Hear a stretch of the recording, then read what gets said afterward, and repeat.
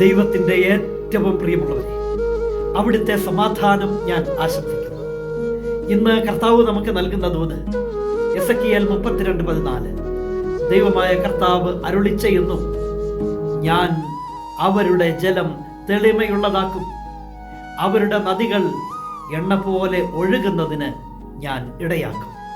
തെളിമയുള്ള ജലം, ഇനി കലങ്ങിയ വെള്ളമല്ല, ഉപയോഗശൂന്യമായ ജലമല്ല, ഉപയോഗത്തിന് യോഗ്യതയുള്ളതാക്കി അവിടുന്ന് മാറ്റും. എണ്ണ പോലെ ഒഴുകുന്നതിന് അവിടുന്ന് ഇടയാക്കും.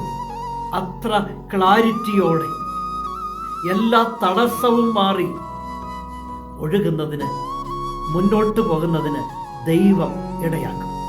അത് ദൈവത്തിൻ്റെ പ്രവൃത്തിയാണ്.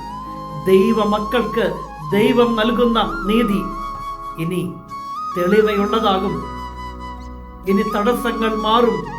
ഇനി സുഗമമായി മുന്നോട്ട് പോകും. ദൈവം പുതിയ കാര്യങ്ങൾ ചെയ്യുന്നു. ദൈവം വൻ കാര്യങ്ങൾ ചെയ്യുന്നു. ആ ദൈവത്തിൽ പരിപൂർണമായി ആശ്രയിക്കാം, വിശ്വസിക്കാം. അവിടുന്ന് നമുക്ക് വേണ്ടി പ്രവർത്തിക്കും. കരുണാമയനായ ദൈവം നമ്മെ എല്ലാവരെയും സമൃദ്ധിയായി അനുഗ്രഹിക്കട്ടെ.